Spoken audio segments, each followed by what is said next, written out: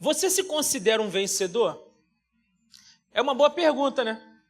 Talvez os jovens, os mais jovens, olhem para uma pergunta como essa e pensam assim: pastor, como que eu posso me considerar um vencedor se eu tenho tanta coisa para viver na minha vida ainda? É muito importante que, mesmo sendo muito jovem, você precisa se ver como um vencedor.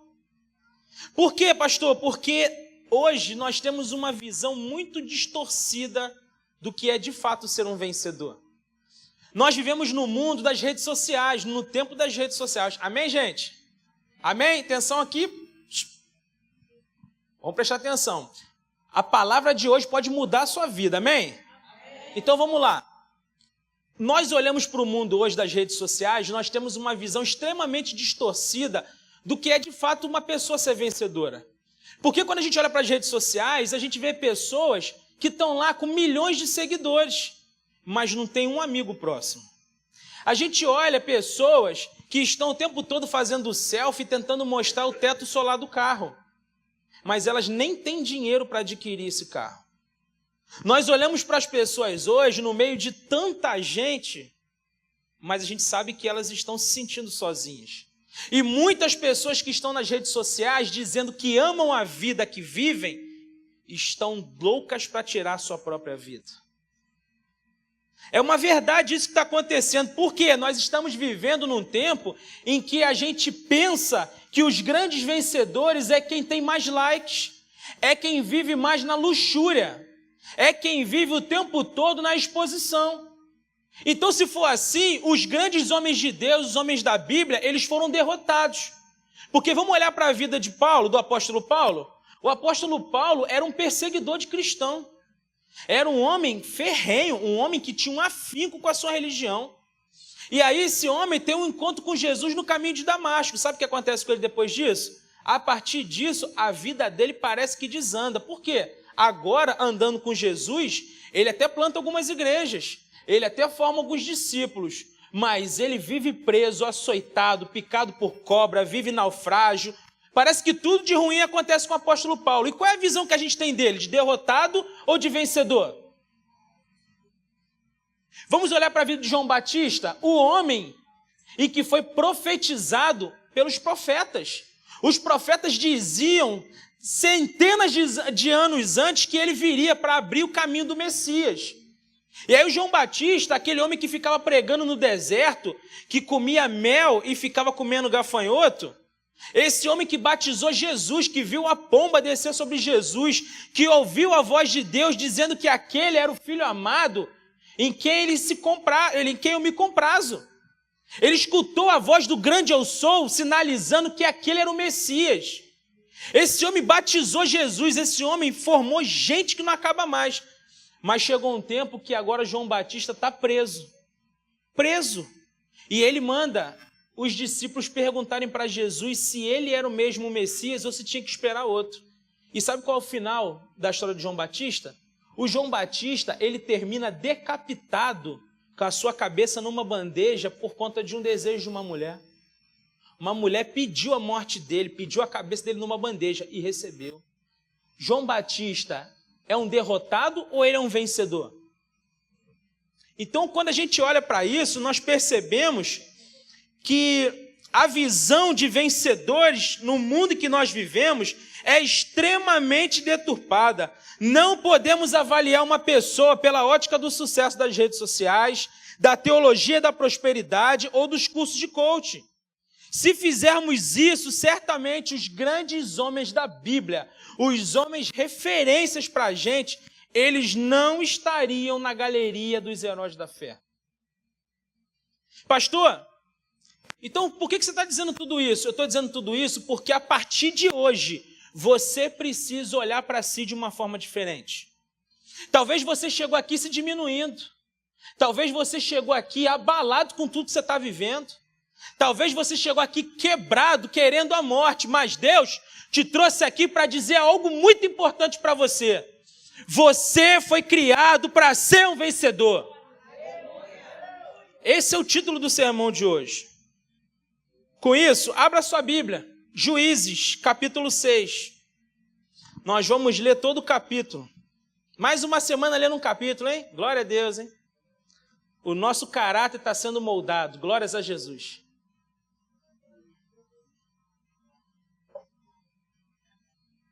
Juízes, capítulo 6.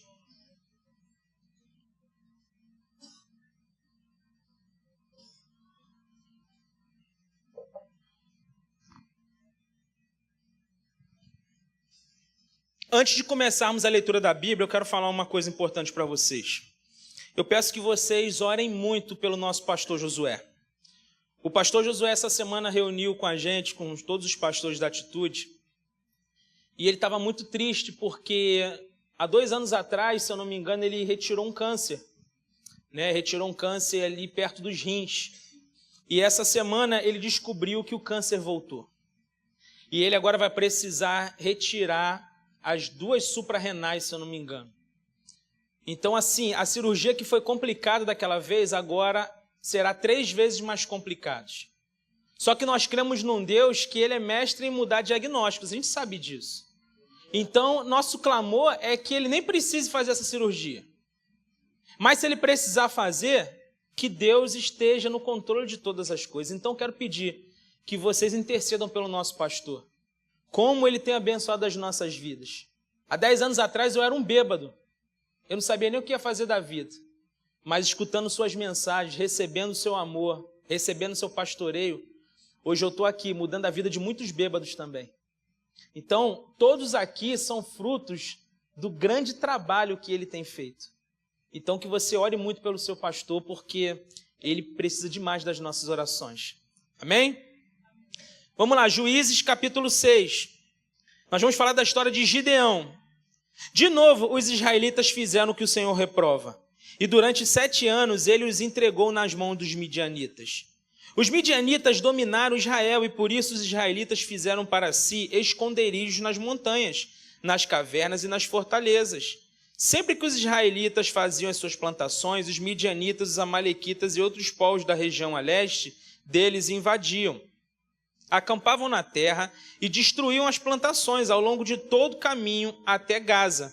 E não deixavam nada vivo em Israel, nem ovelhas, nem gado, nem jumentos.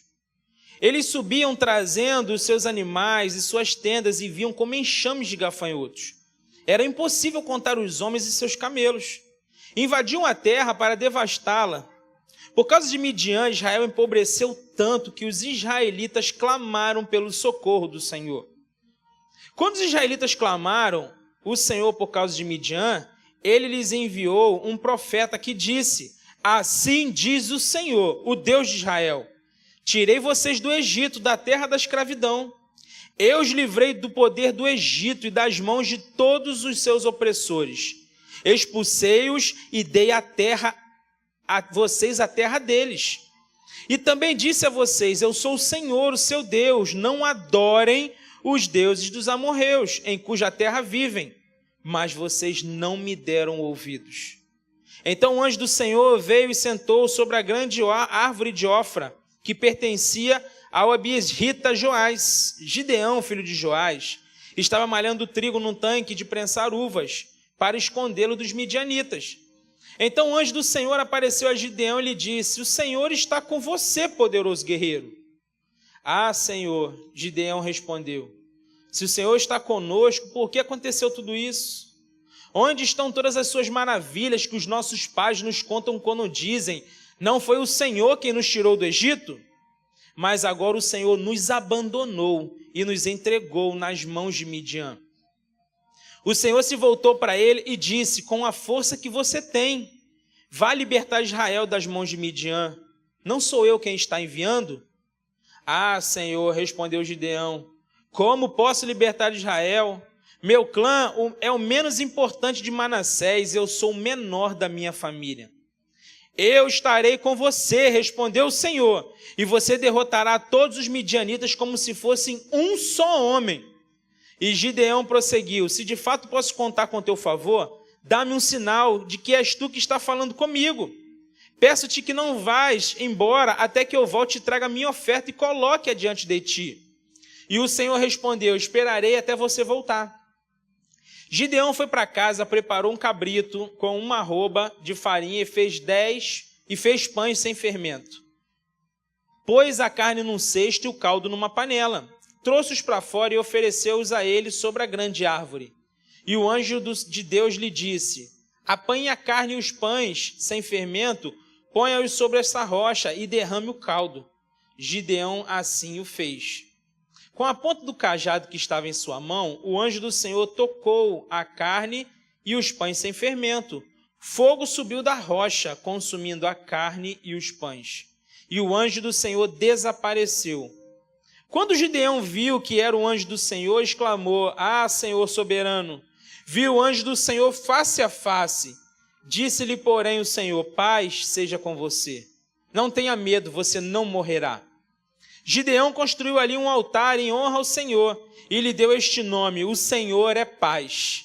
Até hoje o altar está em Ofra dos asbieritas. Naquela mesma noite o Senhor lhe disse: separe o segundo novilho do rebanho do seu pai, aquele de 7 anos de idade.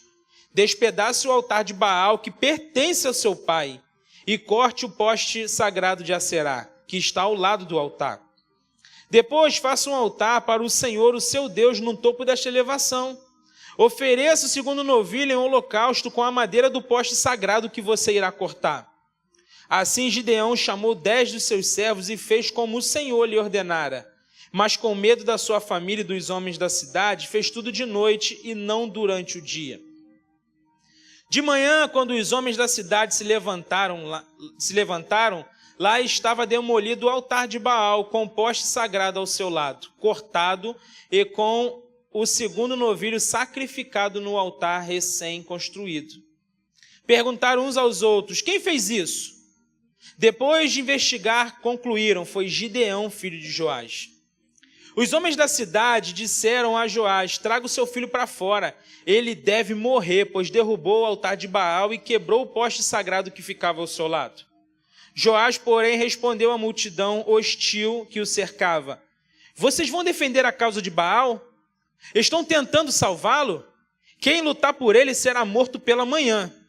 Se Baal fosse realmente um deus, poderia defender-se quando derrubaram o seu altar. Por isso, naquele dia, chamaram Gideão de Jerubaal, dizendo: que Baal dispute com ele, pois derrubou o seu altar. Nesse meio tempo, todos os midianitas, amalequitas e outros povos que vinham do leste uniram os seus exércitos, atravessaram o Jordão e acamparam no vale de Jezreel. Então o Espírito do Senhor apoderou-se de Gideão, e ele, com toque de trombeta, convocou os asbieritas para segui-lo. Enviou mensageiros a todo Manassés, chamando-os às armas, e também a Aser, a Zebulon e a Naftali, que também subiram ao seu encontro. E Gideão disse a Deus: quero saber se vais libertar Israel por meu intermédio, como prometeste. Colocarei uma porção de lã na eira. Se o orvalho molhar apenas a lã e todo o chão estiver seco, saberei que tu libertarás Israel por meu intermédio, como prometeste. E assim aconteceu.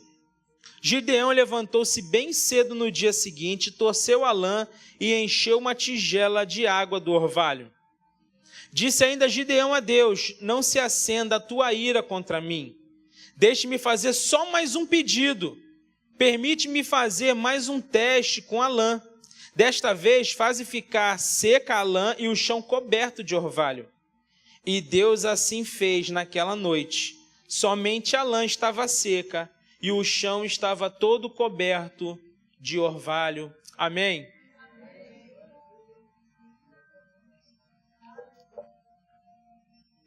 Pastor, qual é o contexto? Nessa história, mais uma vez, nós percebemos que o povo de Israel se entrega à idolatria.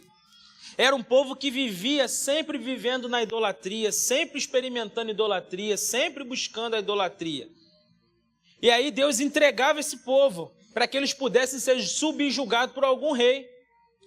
E aí passava um tempo, esse povo sofria tanto, e eles clamavam ao Senhor. O Senhor ouvia o clamor deles, enviava um juiz. Eles eram libertos e passavam um tempo seguindo a Deus. Mas o povo, daqui a pouco, voltava para a idolatria de novo. E era um ciclo vicioso. E aqui nesse texto, na história de Gideão, nós percebemos que o povo está sofrendo há 7 anos. Os midianitas, os amalequitas, tomaram conta de tudo, ao ponto do povo de Israel ter que se esconder em cavernas. Eles buscavam elevações para poder fazer suas barracas, para ficar longe desse povo. Por quê? Porque esse povo, eles vinham por Israel acabando com tudo. Eles roubavam as plantações, eles matavam os animais, eles faziam assim uma algazarra danada, ao ponto da Bíblia dizer que eles pareciam um enxame de gafanhotos. Eles acabavam com tudo. E aí, por conta disso, Israel foi empobrecendo, a comida começou a faltar, o dinheiro começou a faltar, o problema começou a ficar cada vez pior.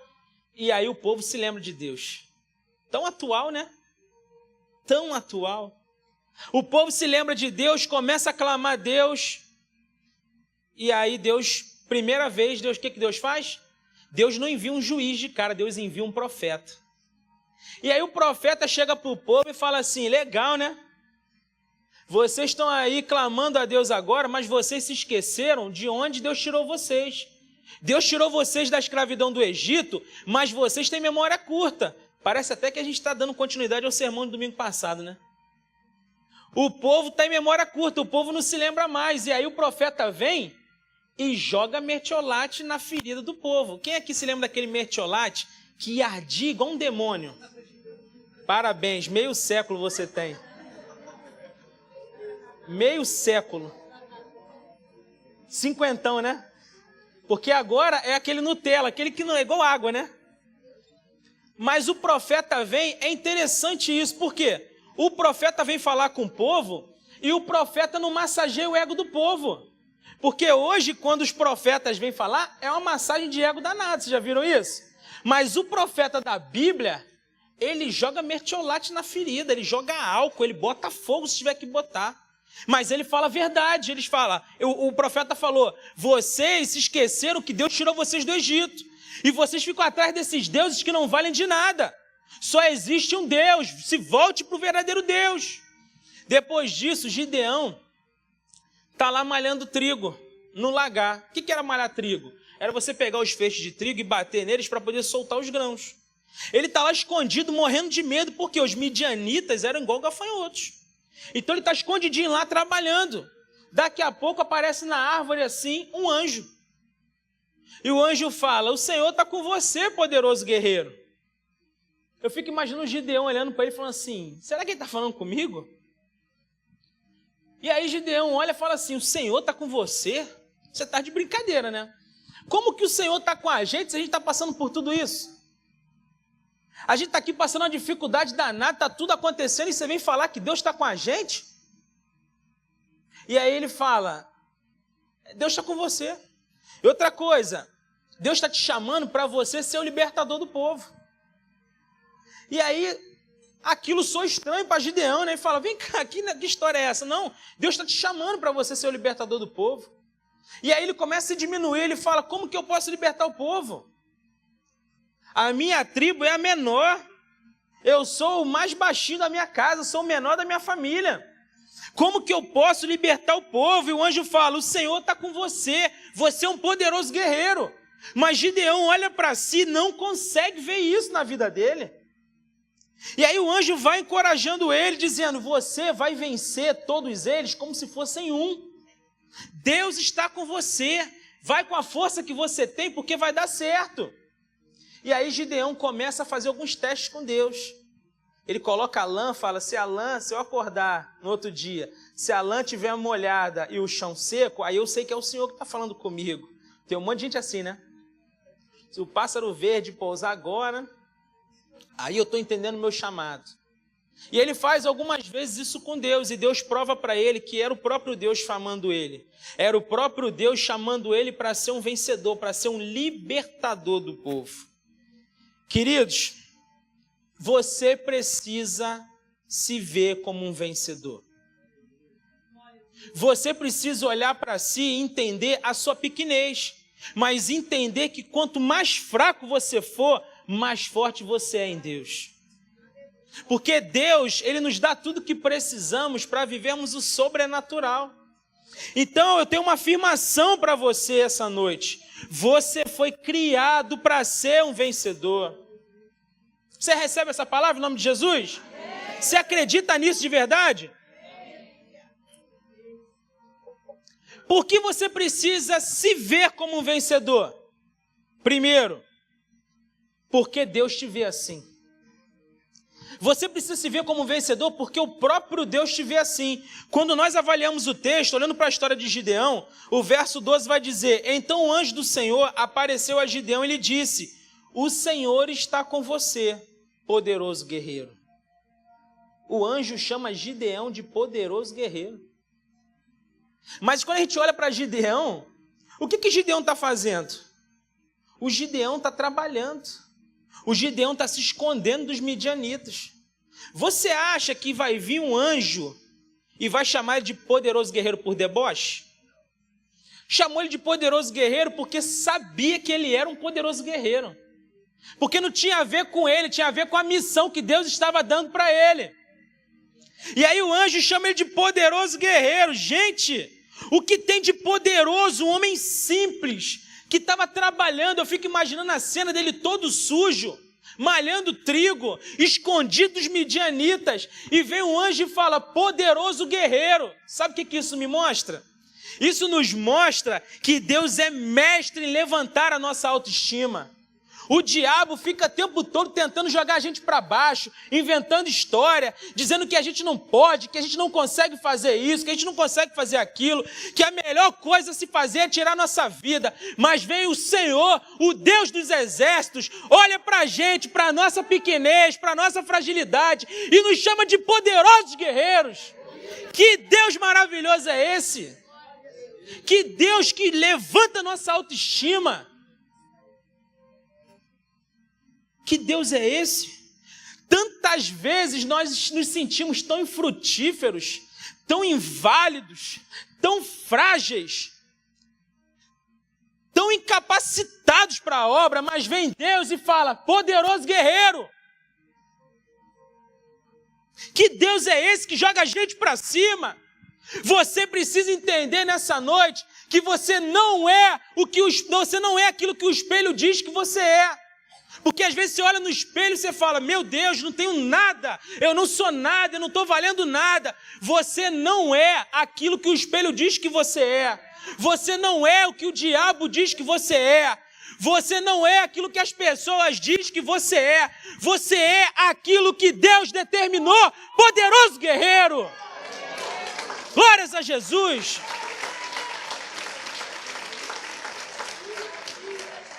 Entenda que Deus te fez para você ser um libertador de cativos. Cara, que missão! Deus está te chamando para você libertar cativos. Para você dizer assim: ó, eu não posso, mas com meu Deus eu vou e vou vencer. Deus está te chamando para você mudar realidades. Deus te chama para guerras muito maiores do que as forças que você tem. Por quê, pastor? Para que você entenda que não tem a ver com você, tem a ver com Ele. Você precisa entender que não são as suas habilidades, não é com a força do seu braço, é com a força do braço do grande eu sou. Você precisa se garantir nele, porque Ele nos criou para sermos vencedores. Você precisa tomar posse disso hoje.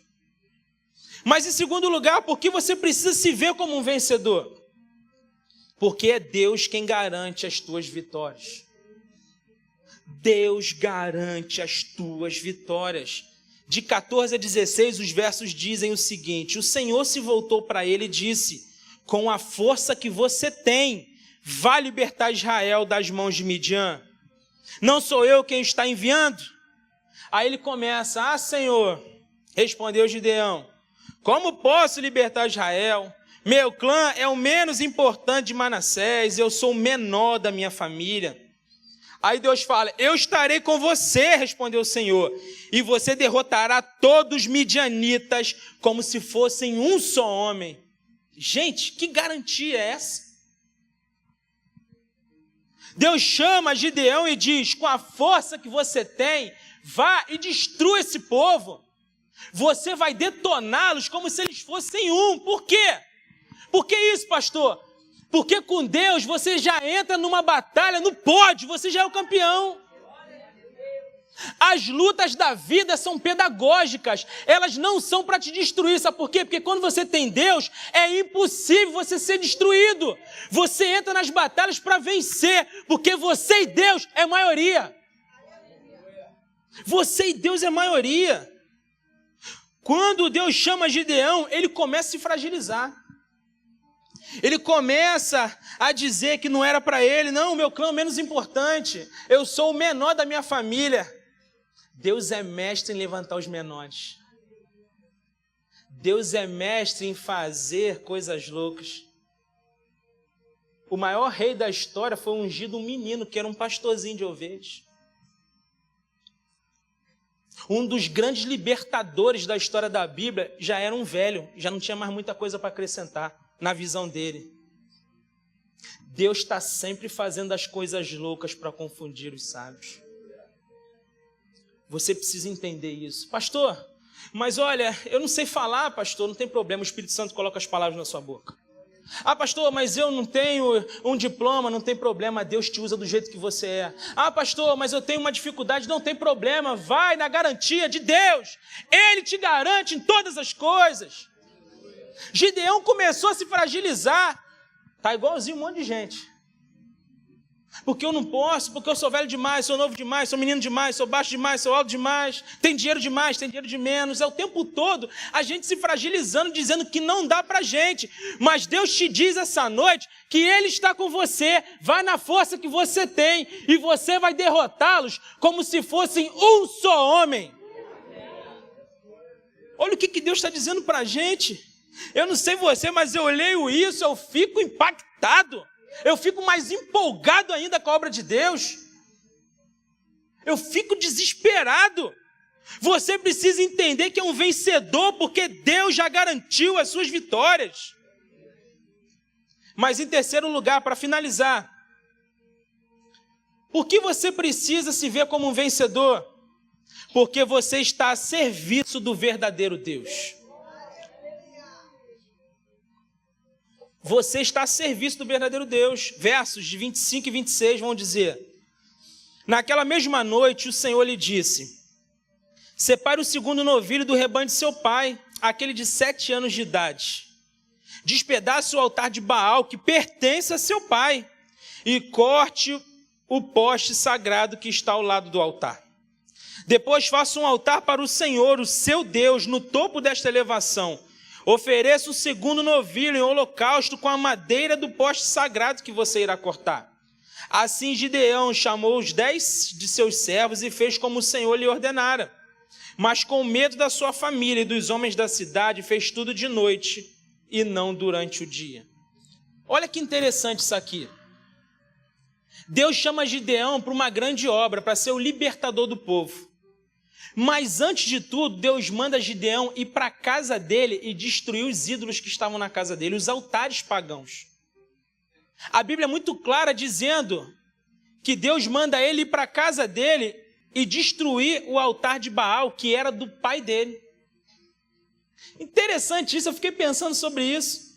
Porque Deus chama esse homem para uma obra gigante.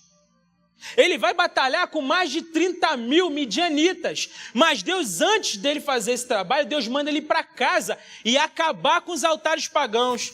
Sabe o que Deus está dizendo para a gente? Deus está sendo muito claro para a gente. Que se a gente de fato quer ser um libertador de um povo, a gente precisa começar a quebrar os altares que estão dentro da nossa casa. Tem muita gente que tem ídolos dentro de casa e às vezes nem sabe. Às vezes é muito sutil. Às vezes é aquela garrafa de vodka que está deitada há 30 anos lá que você não jogou fora ainda. Fala, Deus! Às vezes está lá. Às vezes, um ídolo pode ser um filho seu. Sabe por quê? Seu filho espirrou, você não faz mais nada da vida. Às vezes, um ídolo é um vício que você não consegue largar. E Deus está dizendo para você: eu te chamei para você ser um libertador de um povo. Toma vergonha, acabe com esses ídolos da sua casa. Destrua esses altares pagãos e comece a construir um altar para mim. Porque eu sou o verdadeiro Deus. Eu sou aquele que mereço ser adorado. O resto é o resto. Deus está nos chamando para uma obra grandiosa. Você foi criado para ser um vencedor. Até quando você vai continuar agarrado em coisas pagãs? Até quando? Um dia desse um pastor falou que acreditava em signo. Mete a mão na cabeça dele. Mas tem um monte de crente que acredita que a lua está lá em Capricórnio e o aquário, o número é 16 e a cor é laranja. Aí a pessoa nem sai de casa. O que tem a ver? É um negócio tão idiota, tão infantil. Gente, nós temos a palavra de Deus. Nós temos o Espírito Santo da promessa. O próprio Espírito de Deus habitando dentro de cada um de nós. Você não precisa de mais nada, você tem tudo para ser um grande vencedor. Tome posse disso, jogue fora os ídolos pagãos e sirva a Deus de verdade. Acredita nisso. Nós temos tudo que precisamos, Deus nos deu tudo. Só que tem muita gente que está apegada às coisas pagãs.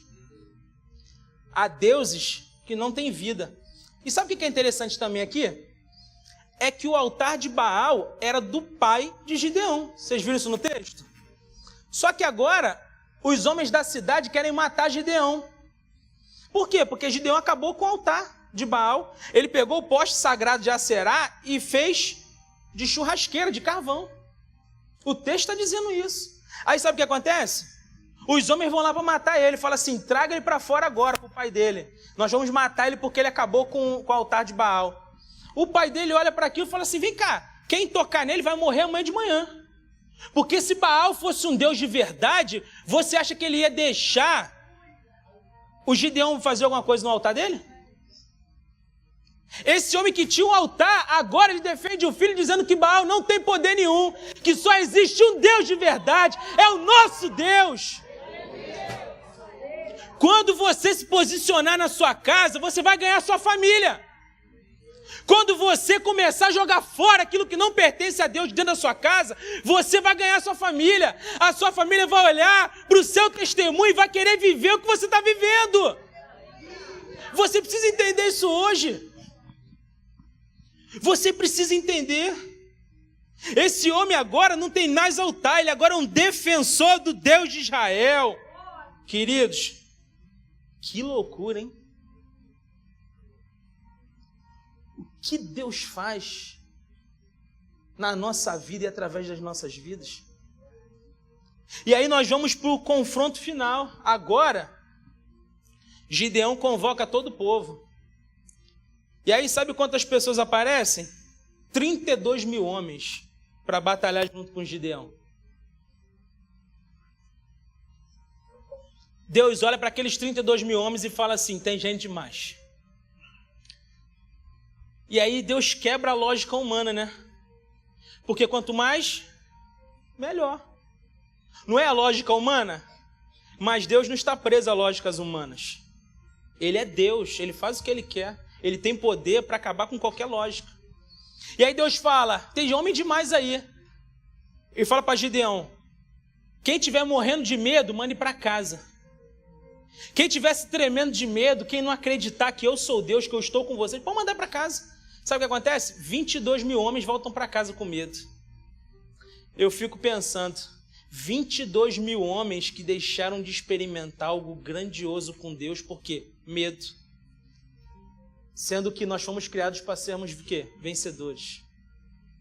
Aí mais uma coisa, mais um método de Deus, sabe o que Deus manda fazer? Manda levar os soldados para beber água no riacho. E fala, olha, você vai separar aqueles que bebem como cães, lambendo a água, né? Ou aqueles que dobram os seus joelhos para poder beber água. A lógica, existem muitas teorias, mas a Bíblia não é clara dizendo sobre isso. Eu só sei que no final, sabe o que acontece? Sobram 300 homens para lutar com 30 mil. 300 contra 30 mil. E Deus, o mesmo Deus que fez tudo isso, é o Deus que deu a estratégia para Gideão. Deus estava ensinando para Gideão que não tinha a ver com a quantidade de homens, que ele ia vencer as batalhas porque ele estava no meio das batalhas. E aí com 300 homens fica impossível vencer 30 mil. Com a nossa força, impossível, mas com Deus, possível. Todas as coisas são possíveis. E aí agora, sabe o que acontece? Deus dá uma estratégia maravilhosa para Gideão. Eles começam, na troca da guarda ali, eles começam a jogar os vasos, começam a fazer barulho com as tochas de fogo, com trombeta, os homens mesmo se matam. Queridos, Deus fez algo grandioso na vida de um homem simples. Deus usou esse homem para ser um libertador de um povo. E é exatamente isso que Deus quer fazer na minha e na sua vida. Gideão vence uma guerra sem espada, porque Deus estava com ele. Porque Deus o fez um vencedor. Deus fez Gideão para ele ser um vencedor, e Deus garantiu Gideão até o fim. Deus está dizendo isso para a gente hoje. Eu te chamei para você ser um vencedor. Até quando você vai negligenciar o seu chamado?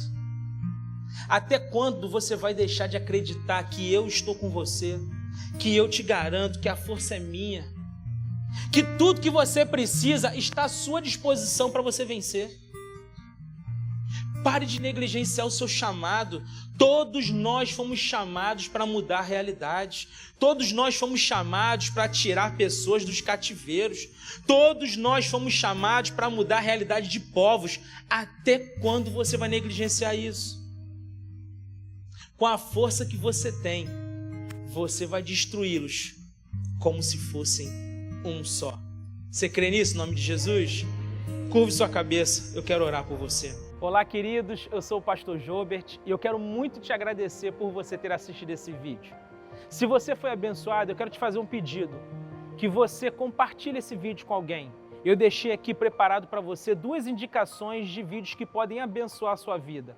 Se você ainda não se inscreveu no canal, se inscreve no canal, ative as notificações e que Deus abençoe poderosamente a sua vida.